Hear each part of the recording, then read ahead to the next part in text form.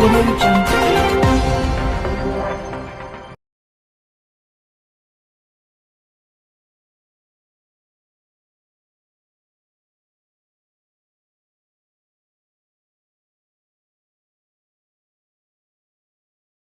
नमस्कार मित्रों, मैं प्रमोद कुमार साहवाल प्रकाश भारत न्यूज पे एक बार फिर से आप सभी दर्शकों का स्वागत करता हूं। और इस समय की सबसे बड़ी खबर जो निकल करके आ रही है, बिहार पुलिस मनीष कश्यप के घर पहुंची थी, जहां उसके घर की कुर्की जब्ती करनी थी।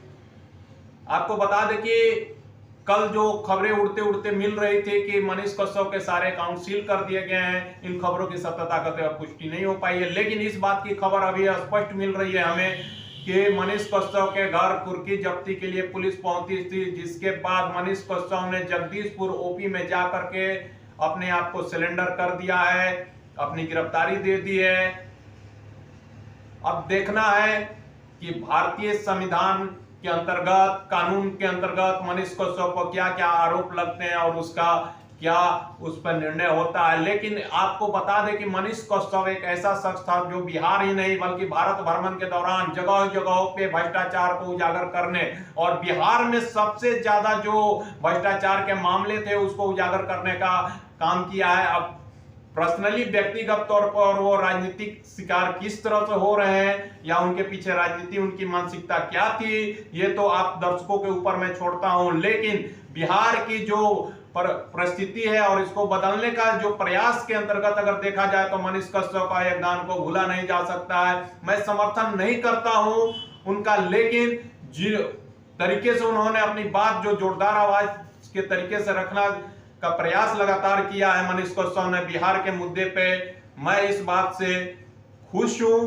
और जो भी उनके ऊपर कार्रवाई हो रही है वो कानून सम्मत हो, मैं इससे भी सहर्ष स्वीकार करता हूं। लेकिन कहीं ना कहीं मनीष कश्यप अगर आज इस मूवमेंट में अगर कहीं फंसे हैं, अगर कहीं कुछ अगर बैकग्राउंड में अगर कहीं कुछ राजनीति चल रही है तो मनीष कश्यप के आवाज उठाने के कारण ही चल रही है, जैसा कि आम दर्शक हमारे इस बात को अनुभव कर रहे हैं।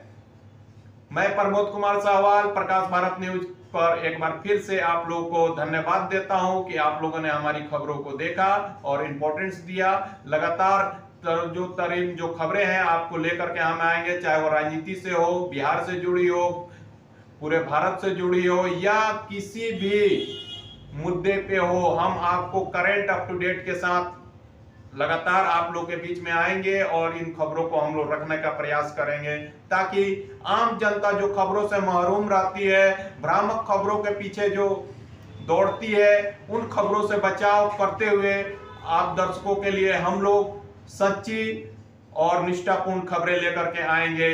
इसी के साथ जय हिंद, जय भारत।